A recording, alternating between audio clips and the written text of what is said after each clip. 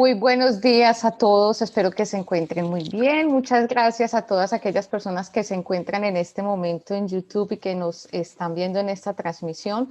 Y para aquellas personas que se conectan más tarde, pues también sean bienvenidos. Les habla Marta Cadavid, una colaboradora más de Auditool. Yo me encuentro en la ciudad de Chicago y conmigo está el ingeniero Julián Ríos, quien también es un colaborador de Auditool y hoy nos está acompañando desde la ciudad de Medellín. El objetivo de hoy es hacerles una invitación enorme. Como ustedes ya vieron, el título del webinar es cómo revolucionar nuestra profesión. Y yo iría un poquito más lejos, cómo evolucionar en nuestra profesión. Y es por eso que hoy traemos una invitación para ustedes. Queremos hablarles del curso taller presencial online antifraude que vamos a tener en la semana del 19 de abril de este año. ¿Por qué para nosotros es muy importante? Para Julián y para mí, este tema del movimiento antifraude se volvió casi que una misión social. Y afortunadamente encontramos dos partners que nos hicieron eco, que es Auditool y el instituto que nos está dando este soporte en la certificación, del cual les hablaremos más adelante.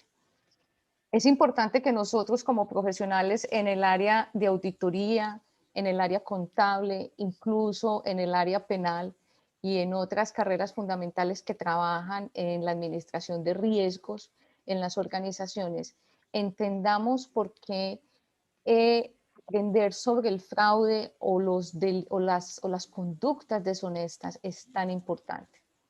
Por eso que durante toda mi carrera profesional yo los he invitado a que tengamos claros estos tres drivers. Si nosotros quisiéramos entender el fraude desde otra perspectiva, tendríamos que implementar estos drivers en nuestra carrera y hasta en nuestra vida profesional. Empecemos por el botón del escepticismo. Hoy en día seguimos utilizando la auditoría tradicional para buscar lo poco usual. La industria criminal, los perpetradores, los abusadores corporativos siguen siendo súper creativos y digamos que modificando la forma de atacar a las compañías. Pero nosotros, o como auditores o profesionales en esta área, seguimos utilizando los mismos recursos, elementos, metodologías para buscar lo que sigue innovando. Es por eso que en muchas ocasiones cuando leemos las páginas de internet, los periódicos, vemos avisos como que ¿y dónde estaba el auditor? ¿Y dónde estaba el revisor fiscal para el caso colombiano? Es que los contadores no se dieron cuenta. Y ese título es doloroso, produce frustración y amargura en nuestras carreras profesionales, pero a la vez yo pienso que esta es una oportunidad de mejora enorme que tenemos y es pensar por un momento es qué debemos nosotros hacer para que ese título, las noticias no se inunden de ese y dónde estaba el auditor. ¿Y qué es lo que hay que hacer? Despertar ese superauditor que tenemos en nosotros y encender el botón del escepticismo. Lo que ha sucedido es que nosotros somos cuadrados en nuestro pensamiento por toda la diversidad de términos técnicos, de regulaciones que debemos aprender y empezamos a pensar cuadrado. Pensamos que si no se ve desde este ángulo, no se puede ver un poquito más. Y resulta que el fraude, resulta que los comportamientos deshonestos, la corrupción, el lavado de dinero, el tráfico de personas, el financiamiento del terrorismo, se comportan holísticamente. Yo siempre he colocado un ejemplo donde dicen un perpetrador nunca piensa cuál es la norma contable que va a romper, no piensa cuál es la NIA que va a reventar, sino que siempre están pensando holístico y eso a veces les da un poquito de ventaja porque nosotros siempre estamos pensando en cuadrado. Entonces, la invitación al día de hoy con estos drivers debemos modificar nuestras conductas, así como la innovación, la creatividad, y otras metodologías están al servicio de los perpetradores, nosotros también lo podemos usar.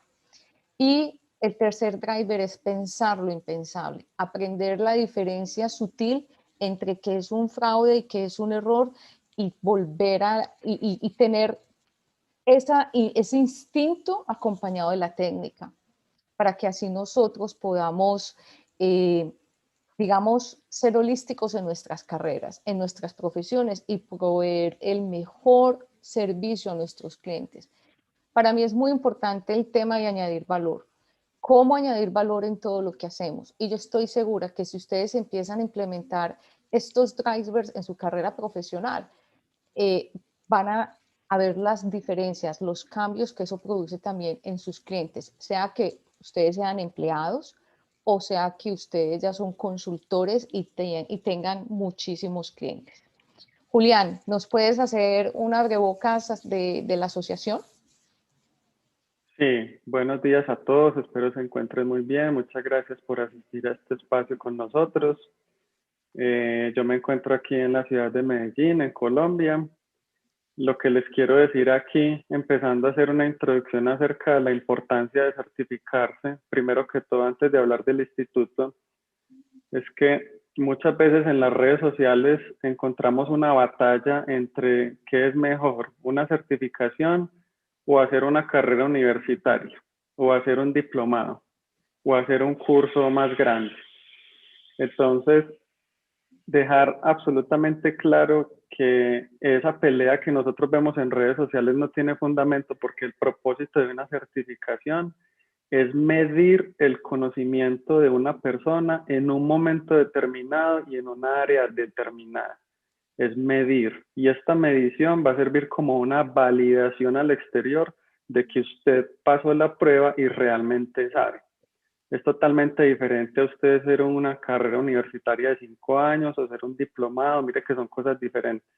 Entonces pregunta, por ejemplo, si usted hizo una certificación hace 10 años, ¿será que esa certificación le sirve hoy en día? Esa certificación le estaba midiendo a usted el conocimiento de la época, pero hasta allá, hasta hace 10 años. Entonces, por eso la invitación es que regularmente uno tiene que estar pendiente de todos los avances de la tecnología y los avances en teorías y modelos alrededor del tema antifraude y tratar de estar certificándose regularmente, porque esa es la mejor carta de presentación finalmente para la empresa donde usted trabaja o si usted es consultor para su compañía, ¿cierto? Entonces recordemos, la certificación es una herramienta de medición del conocimiento que tiene la persona en ese momento y en un área determinada.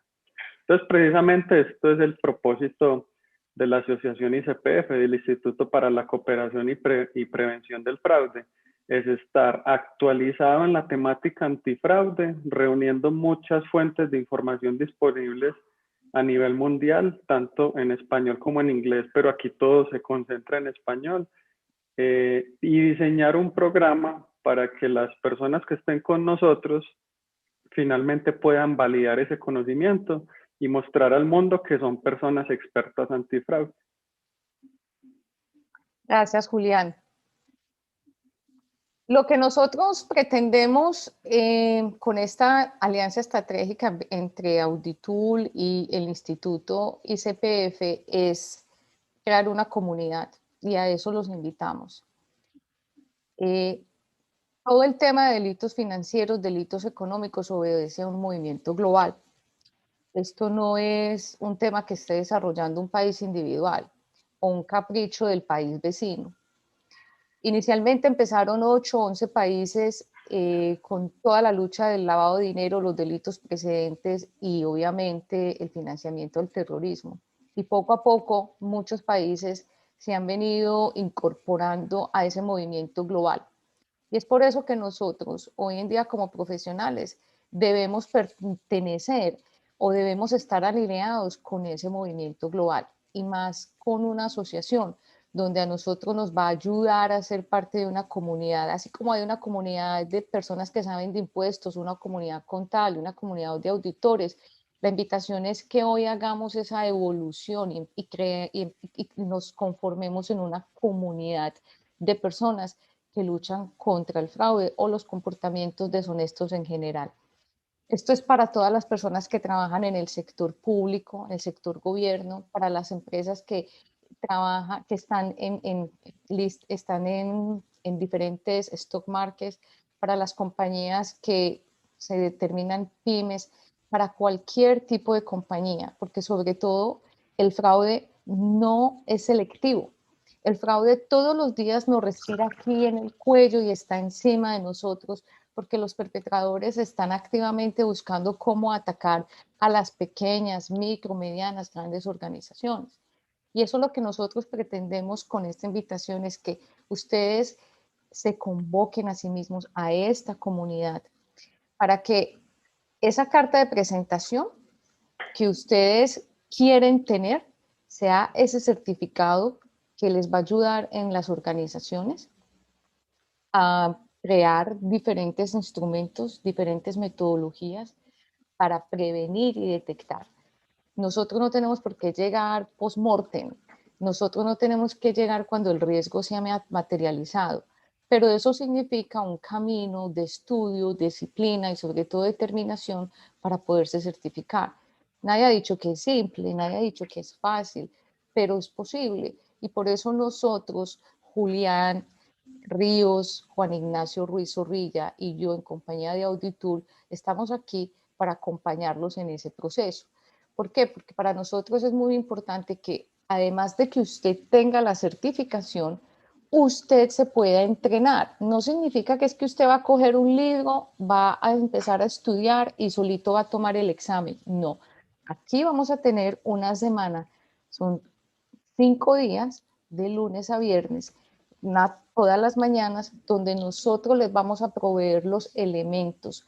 Es un entrenamiento que en unos momentos vamos a ver los temas, pero es un entrenamiento que les va a proveer a ustedes todos los elementos para pasar el examen, pero adicionalmente a cultivar ese conocimiento sobre los delitos precedentes de lavado de dinero, el comportamiento de las personas cuando están pensando, cuando tienen esas presiones, fraude, abuso corporativo, el tema de ciberseguridad. Son muchísimos elementos que ustedes pueden tomar y empezar a implementarlos en sus compañías.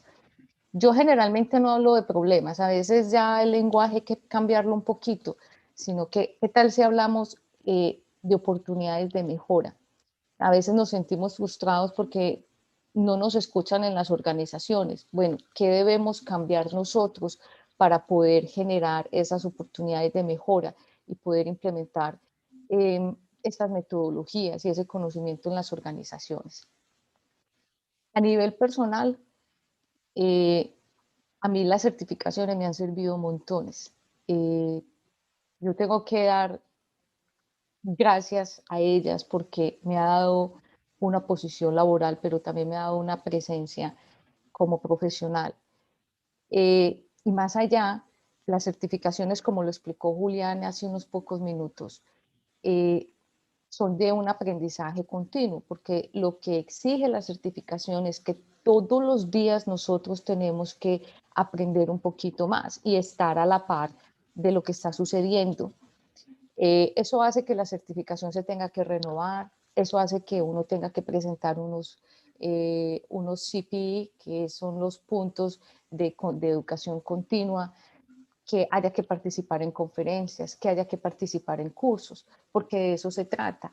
La delicia de tener una certificación es que todos los días nosotros tenemos que aprender algo diferente. No se trata de acumularlas, colgarlas en una pared y decir cuántas tengo. Aquí lo importante es, de esa certificación, yo qué puedo tomar para agregarle valor a mi empleo, a lo que estoy haciendo en las compañías o a mis clientes. Lo que nos ayuda una certificación es a tener una visión periférica, porque no solamente son los temas de fraude o abuso corporativo, también en este caso vamos a ver el tema de lavado de dinero y delitos precedentes, el tema de ciberseguridad, y obviamente vamos a tener temas muy específicos como COSO. Entonces, tener esa visión periférica o visión de 360 grados nos ayuda a ser holísticos en las organizaciones. Y yo vuelvo, insisto, es tener todo ese conocimiento de las oportunidades de mejora donde yo puedo poner en práctica o puedo implementar estrategias que van a ayudar en las organizaciones a mejorar los controles. Pero una de las cosas que a mí me parecen más fascinante el tema de las certificaciones y especialmente esta, es porque vamos a crear un networking. Vamos a estar en contacto con personas de otros países, vamos a estar en contacto con personas que tienen un recorrido fabuloso en el tema de administración de riesgos y vamos a compartir las mejores prácticas. Vamos a aprender mucho también. Pero yo siempre he dicho, a veces el problema que yo tengo en este momento o la situación por la que yo estoy pasando en este momento ya fue solucionada por alguien más. Lo que yo no sé es quién lo hizo. Entonces, ese networking y ese hecho de compartir las mejores prácticas nos ayuda a nosotros a crecer como profesionales. No tenemos que inventar la rueda, no tenemos que inventar el agua caliente. En muchas oportunidades ya alguien tiene esa solución. Adicionalmente, ese networking nos puede ayudar a nosotros a explorar otras actividades laborales, a explorar otros engagements profesionales, a pensar en la posibilidad de tener clientes en otros países. Entonces, fíjense que no solamente es coger un manual, estudiar y presentar un examen. Es un montón de oportunidades que tenemos ahí cuando conocemos 38 personas que están en el mismo salón, donde podemos tener sus correos electrónicos, donde podemos compartir esas mejores prácticas, las mejores experiencias profesionales y aprender de ellos. Porque después de que ya se presenta el examen y nos certificamos, el objetivo es seguir en contacto con este tipo de personas, con los compañeros y poder crecer juntos y pues tener otro tipo de retos, ojalá profesionales. Vamos a tener un programa espectacular. Ya hice como, eh, digamos, mencioné algunos puntos, pero durante estos 4 días, de lunes a jueves, vamos a desarrollar 6 capítulos súper importantes y el día viernes vamos a tener un simulacro del examen y les vamos a ayudar a entender cómo vienen, cómo se construyen las preguntas, cómo lo pueden contestar. Van a poder navegar en, digamos que en cierta parte del examen para que ustedes entiendan cómo funciona. Pero durante este programa académico donde nos va a estar Julián, Juan y yo con ustedes, vamos a desarrollar estos 6 capítulos. Vamos a tener un capítulo de todo el tema de lavado de dinero a nivel latinoamericano, con las iniciativas globales, el marco jurídico global, las políticas internacionales, y vamos a aterrizar en ya cómo se ve un programa de prevención básico en las organizaciones. Julián, cuéntanos acerca del capítulo 2, capítulo 3 y capítulo 4. Listo. Bueno, entonces, para continuar con el programa que dura 4 días y el último de simulación, pues tenemos el capítulo 2 donde vamos a hablar de fraude y abuso organizacional, y aquí la clave es entender los diferentes modelos y diferentes teorías también y otras propuestas que están saliendo en el medio para tratar de explicar la ocurrencia de un fraude. Entonces, hacía más de 50 años que se creó la teoría del triángulo del fraude. ¿Y será que en esa misma época que se creó la teoría se tenía contemplado cómo podría también trabajar el fraude hoy en día? ¿Será que esas mismas teorías se pueden aplicar a hoy? Entonces, aquí lo que vamos a ver es cómo ha evolucionado precisamente el comportamiento del perpetrador y si con esa teoría es suficiente hoy o si también habría que agregarle algo más. En eso nos vamos a concentrar en el capítulo número 2, también revisando la diferencia entre fraude y error. Nos vamos a centrar mucho en la intencionalidad. Tenemos también el capítulo 3, el del entendimiento del fraude, donde vamos a ahondar aún más en estos modelos, en estas teorías. Vamos a revisar algunas tipologías, vamos a explicar en general sobre las banderas rojas, sobre el empleado ideal, o mejor dicho, el perpetrador ideal. Vamos a hablar un poquito también de las capacidades que tiene el perpetrador, de cómo hoy en día el perpetrador puede o no estar un paso adelante de nosotros y qué necesitamos hacer nosotros para estar un paso adelante de él. Y vamos a pasar luego al capítulo 4 y enfocarnos en ciberseguridad y en el tema forense digital. Entonces, hacía muchísimo tiempo los computadores solamente eran el fin donde se cometía el fraude. Se hackeaba un computador, se accedía a un computador. Hoy en día no solamente son el fin, sino son el medio por el cual se cometen los fraudes, por todos los avances que ha tenido la humanidad. Ya los computadores son como el tercer brazo de una persona. Todo lo que una persona hace o expresa lo está haciendo prácticamente a través de un computador. Entonces eso nos obliga a nosotros, como investigadores de fraude y como auditores, a aprender un poquito más ese mundo de la tecnología. Por eso en ese capítulo vamos a hablar de cómo se decomisa un equipo, un activo de información para poder elaborar la cadena de custodia. Vamos a ver las diferencias entre prueba, evidencia, elemento material probatorio, evidencia física, evidencia digital. Y vamos nosotros a ir cerrando con un entendimiento de lo último que ha sucedido en ciberseguridad. Ese es un tema en el que todos los días vemos noticias que se hackearon a aquel, que se hackearon al otro. La última noticia es que salieron en Internet más de 500 millones de registros de Facebook de todos nosotros supuestamente, donde estarían nuestros nombres y nuestros números telefónicos y se está repartiendo gratis en Internet. Entonces nosotros también vamos a abordar aquí estos temas de los diferentes ataques y de lo que está sucediendo, no necesariamente para que seamos expertos en ciberseguridad, pero sí para que cuando en nuestras empresas haya un incidente que tenga que ver con el atentado a la seguridad de la información, que nosotros sepamos de qué se está hablando y cuál es el proceder. Listo, Marta, continúa tú con el quinto. Estás en mute. Gracias. Vamos a tener un capítulo súper genial. A mí me parece que este es uno de los capítulos más innovadores en esta certificación, porque vamos a tener el principio número 8 de COSO 2013, que habla de la planificación, de todo el plan antifraude, la gestión del fraude o esa planeación estratégica que se basa en 5 principios.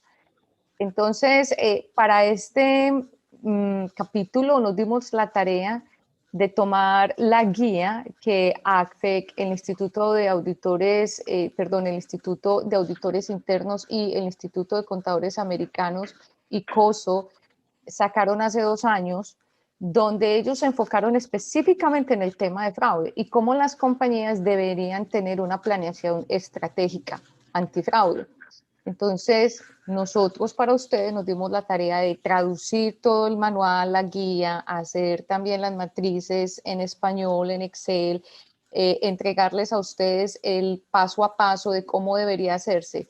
Y ese capítulo se les va a entregar en esta certificación.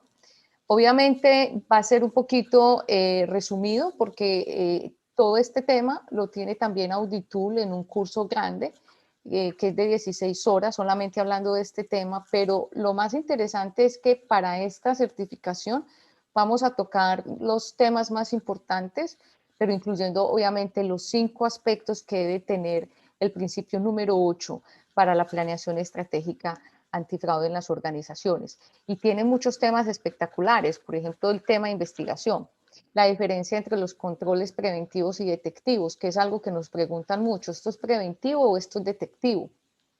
¿Cómo recursos humanos es la piedra angular en la prevención del fraude? Que eso es algo que se nos olvida. Pensamos que quienes están obligados a prevenir el fraude en las organizaciones son los auditores.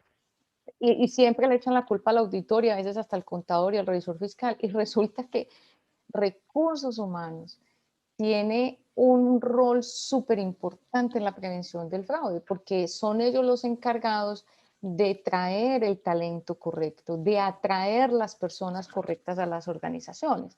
Entonces, eso, cuando podemos trabajar con ellos de las manos, el trabajo puede ser muchísimo más simple porque los perpetradores, las personas que buscan las empresas para cometer fraudes, ya saben que hay unos controles muy estrictos y que hay procesos en recursos humanos que son súper fuertes, son controles que verdaderamente funcionan y pues no van a permitir perpetradores o abusadores organizacionales dentro de las corporaciones.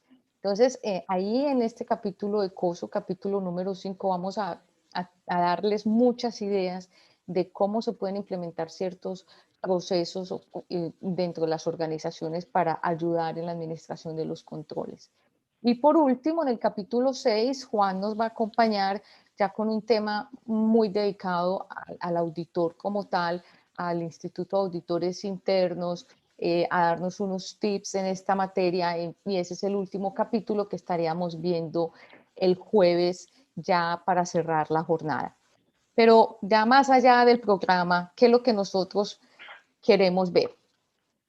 Julián, ¿cómo te imaginas el perfil de un experto antifraude? Pues mira, yo me lo imagino como si fuera una designación y como si fuera un privilegio tener una certificación de experto antifraude, como tener una especie de pin en el que uno se pudiera colocar aquí en el saco y sacar pecho y decir yo soy experto antifraude. Es básicamente conocer todas esas posibilidades antiéticas y deshonestas que suceden alrededor de nosotros, saber identificarlas y nosotros mismos empezar por poner un granito de arena y no cometerlas nosotros, ¿cierto? Pues por ahí se tiene que empezar, porque imagínate uno predicar todo este tema antifraude y hablar de los comportamientos antiéticos y después de terminar la conferencia en la casa empezar a cometer comportamientos antiéticos. Entonces, lo principal del perfil de experto antifraude es que dé ejemplo. Ejemplo, eso es muy importante porque hemos escuchado muchas noticias el año pasado y este año de gente que enseña la ética, profesores, hasta lo que pasó en Colombia con el mismísimo fiscal en su tiempo, condenado por corrupción, que uno dice, bueno, y entonces aquí a qué estamos jugando, ¿cierto? Las personas que tienen esa designación, ¿será que no solamente tienen un compromiso por hablar y enseñar, sino también en sus vidas? Entonces eso es lo más importante. Así me lo imagino. Julián, me parece excelente ese compromiso ético y moral.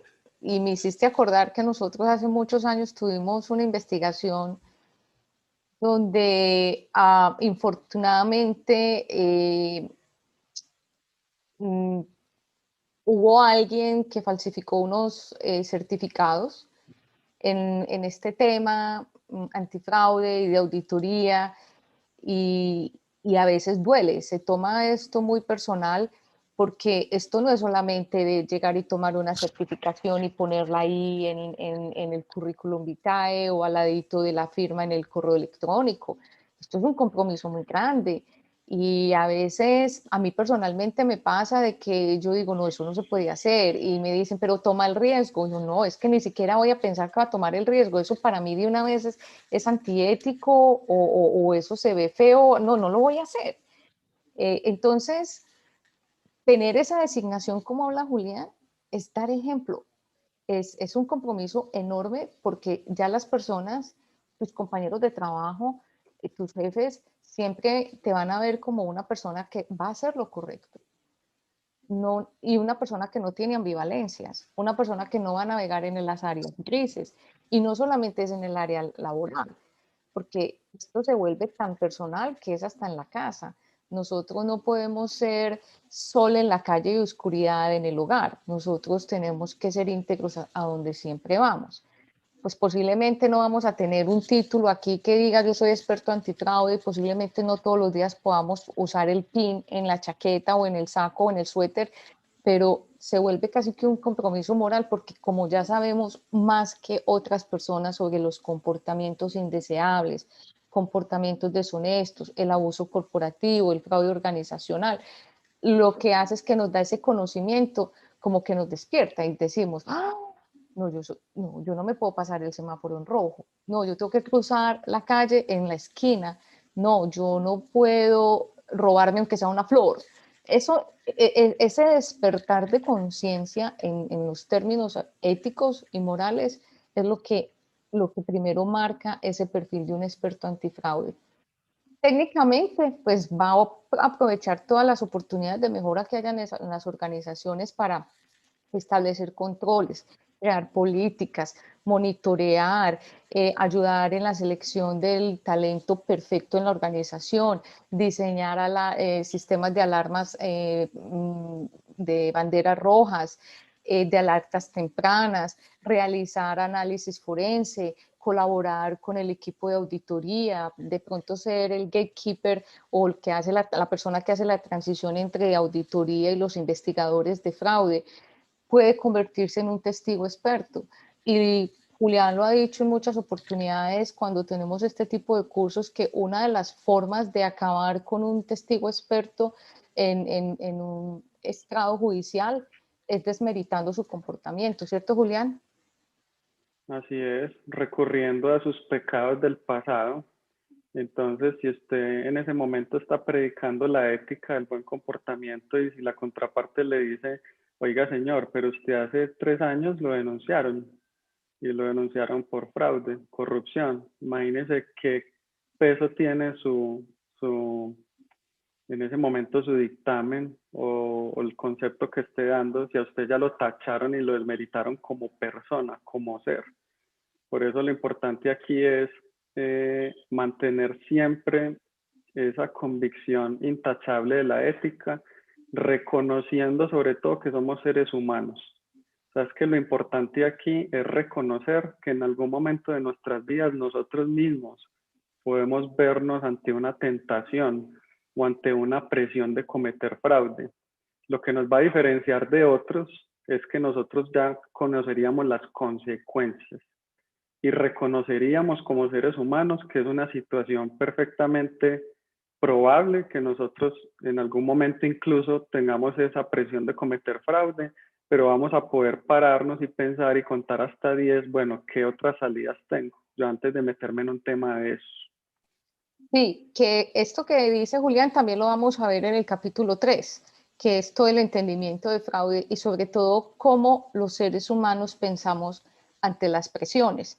Y esto es un tema fascinante porque va más allá del delito económico, es entender la psicología de las personas y cómo somos nosotros tan vulnerables que si hoy no hemos cometido fraude, abuso, es porque simplemente no hemos tenido la presión suficiente. Es así de simple, pero cómo, ya cuando tenemos este conocimiento, entonces es cómo vamos a ayudar en las organizaciones a que eso no ocurra, a que no se materialicen esos riesgos y no impacten económicamente las organizaciones.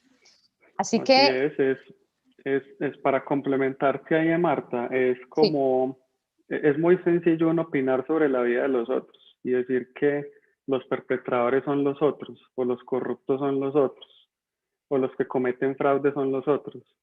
Y nos quedamos nosotros con una falsa sensación egocéntrica de superioridad y pensando que ni nosotros ni nuestro círculo se va a meter en una vaina de eso.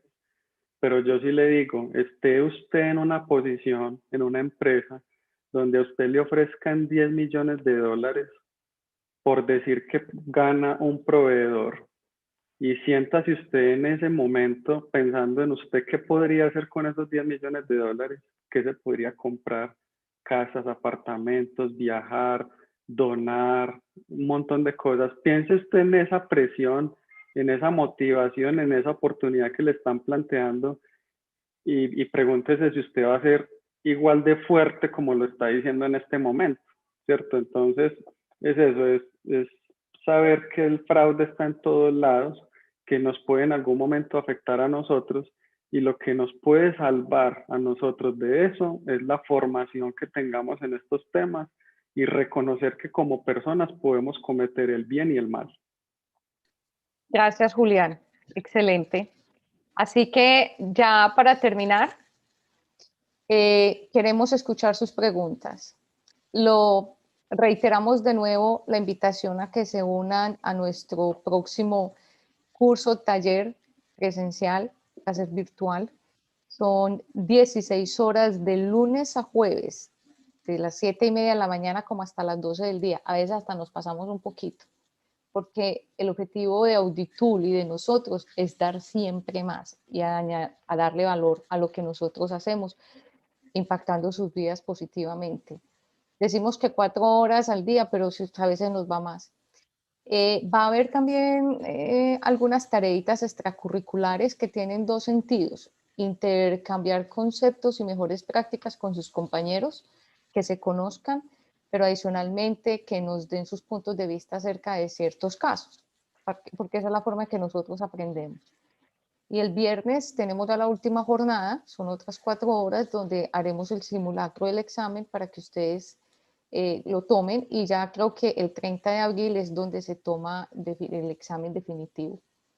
Ya vieron el cronograma, vamos a estar acompañándolos siempre, vamos a estar Julián y yo casi que todos los días, Juan nos va a estar acompañando también, pero esta es una gran oportunidad que ofrece el Instituto ICPF y en alianza con Auditool en Latinoamérica, para que ustedes revolucionen sus vidas, para que evolucionen en su carrera y puedan certificarse, medir su conocimiento y pues yo pienso que mejorar su currículum vitae, porque esto es lo que nos va a ayudar a nosotros a dar otra mirada a nuestra profesión como expertos antifraude. Nos encantaría saber si tienen preguntas y estamos aquí unos minutos más para darles respuesta. Aquí tenemos varias, Marta. Ok, Yo las voy a leer. Tenemos una pregunta de Álvaro de Costa Rica. Él nos dice que dónde se puede conseguir el material de preparación para el examen. Esto es algo interesante. Nosotros podemos compartir material público de estudio, que igual va a ser también un material que se va a ver durante el curso.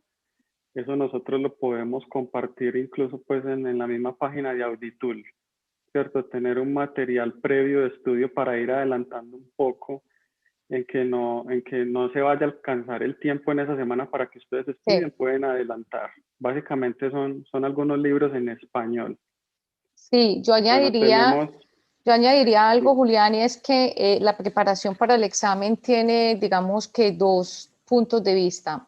Uno es un material que ya viene prediseñado, obviamente, por el instituto, que es el material del que habla Julián, y otro es el curso como tal de preparación que ustedes van a tener con nosotros.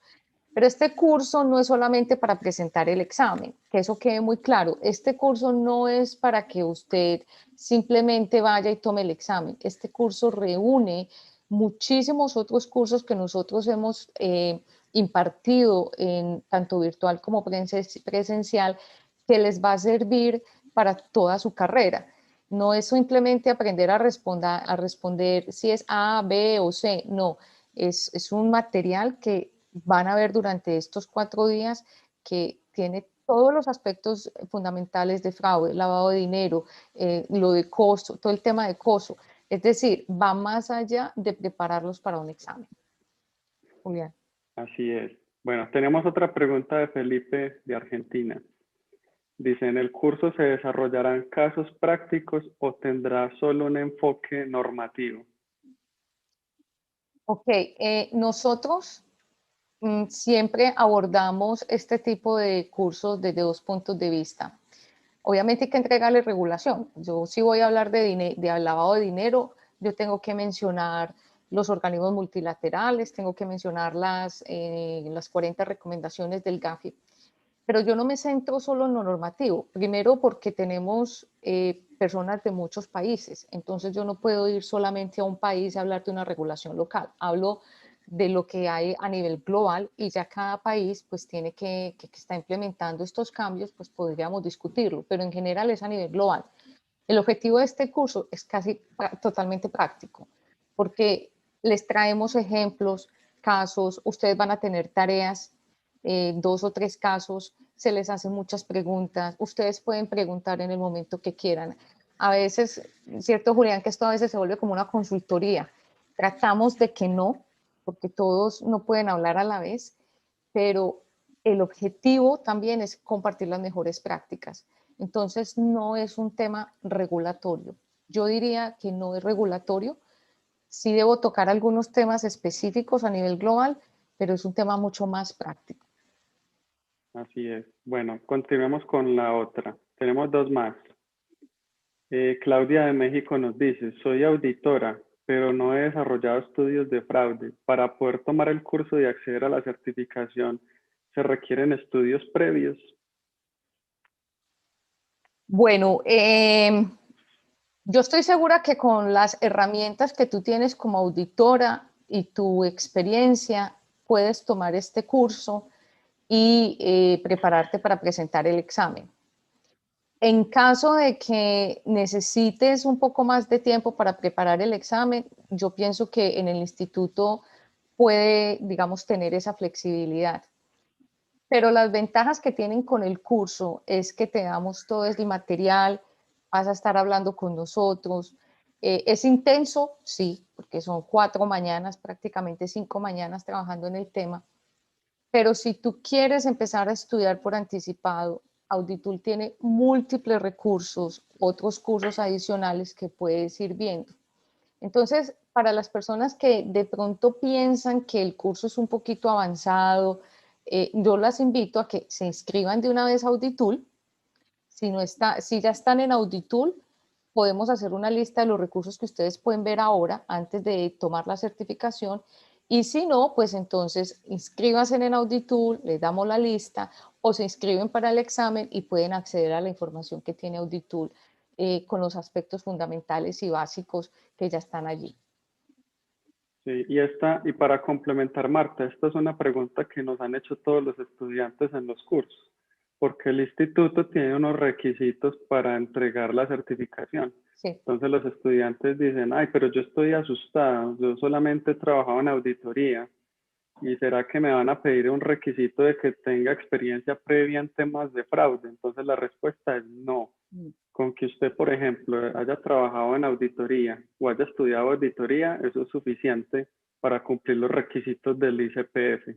Eso es. En caso de que usted no tenga estudios relacionados o experiencia con auditoría, el ICPF sí le dice, entonces muéstreme alguna experiencia o algún trabajo que usted haya desarrollado en su empresa o personal relacionado con el tema de fraude. ¿Cierto? Eso es lo único. Sí, Bueno, recordemos, se me olvidó mencionarles, Julián, que el ICPF está creado por el capítulo de ACFE en Madrid, por el Instituto de Auditores Internos, el capítulo de Madrid también. Entonces es una combinación muy interesante entre los estudios de fraude que hace ACFE y el Instituto de Auditores Internos. Esa es la base del ICPF que tenemos. eso. Y la última pregunta que tenemos, Andrés de Colombia, nos dice que si todas las preguntas del examen y el material de estudio es en español. Entonces aquí hay que aclarar algo y es, sí, el examen es en español. El grueso del material del curso es en español, ¿cierto? Pero también debemos estar abiertos a otros materiales que por X o Y razón no han sido traducidos al español.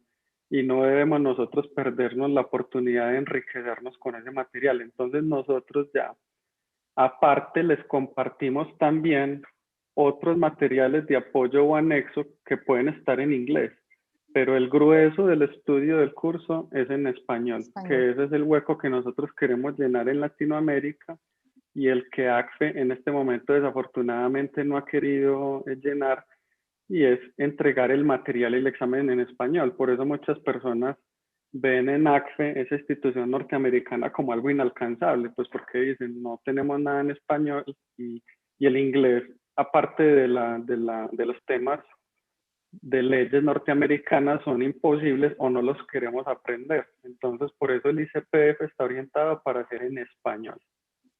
Sí, y es una de las ventajas que también nosotros construimos con el instituto y con Auditul. Y es, bueno, Julián y yo ya conocemos a nivel global todo este tema, tenemos la experiencia, podemos traducir algunas herramientas a español, eso nos da también una ventaja competitiva, no podemos cerrarnos a otras, pero por ejemplo el Instituto de las Naciones, que es el reporte de las Naciones, que es un reporte que saca ACFE cada 2 años y es uno de los mejores, está solo en inglés. Entonces tenemos que, pues para el curso, Nosotros tradujimos el resumen ejecutivo, pero no podemos traducir todo el reporte. Entonces, ahí hay una gran oportunidad de aprender cómo leerlo, cómo estudiar el reporte de las naciones.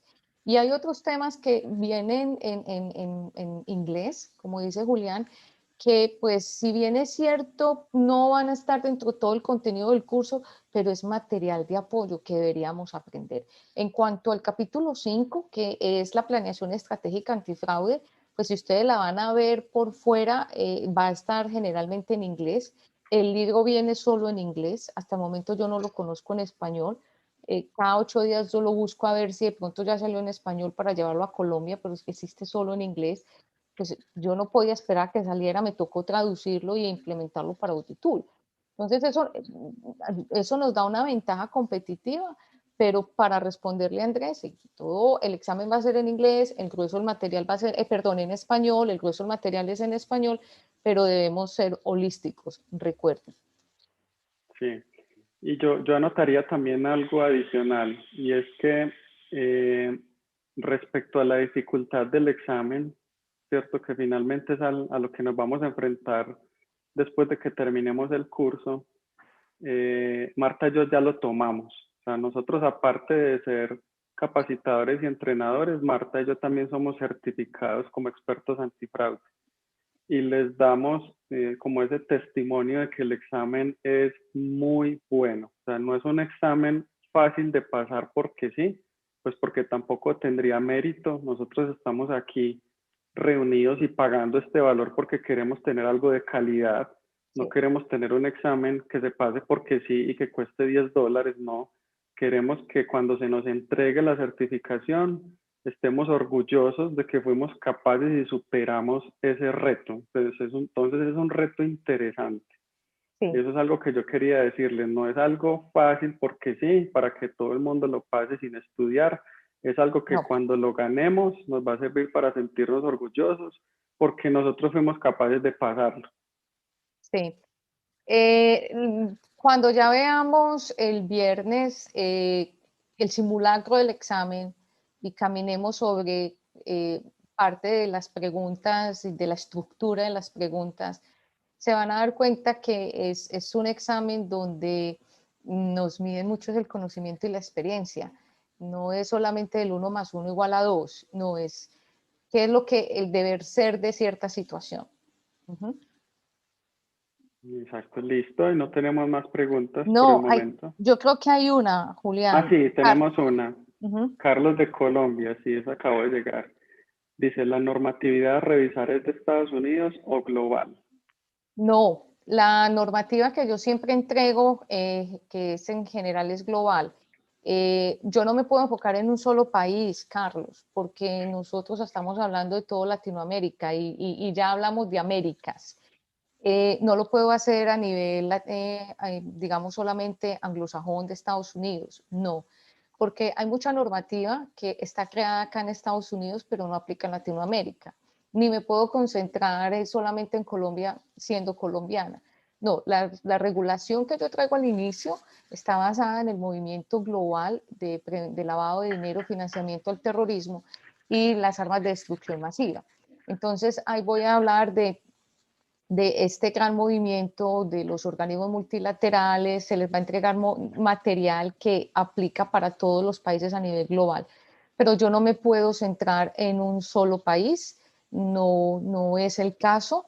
Y hay que tener claro que no toda la normativa de Estados Unidos aplica a nivel global. Es cierto que Estados Unidos y United Kingdom son los, digamos, los que mejor o los que dirigen este tipo de movimientos a nivel global, o sea, las mejores iniciativas salen de estos países, pero no necesariamente todas estas iniciativas se tienen que implementar inmediatamente en nuestros países. Pero sí es bueno conocerlas para que cuando en un año, 2 años tengamos que implementar algo, ya tengamos idea, es decir, nos podemos anticipar. En conclusión, la regulación que yo entrego es a nivel global y no está basada solamente en Estados Unidos. Listo. Yo creo que ya Bueno, esas son terminamos, todas las ¿cierto? preguntas. Sí, Bueno, Muchísimas gracias a todos los que se conectaron de nuevo. Espero que compartan esta información y sería maravilloso verlos el próximo 19 de abril con nosotros para aprender, compartir las mejores prácticas y encontrar las oportunidades de mejora en nuestras organizaciones. A todos muchas gracias, Julián. Igualmente, los esperamos. Muchísimas gracias. Hasta Hasta pronto. luego. Chao, Hasta gracias. pronto.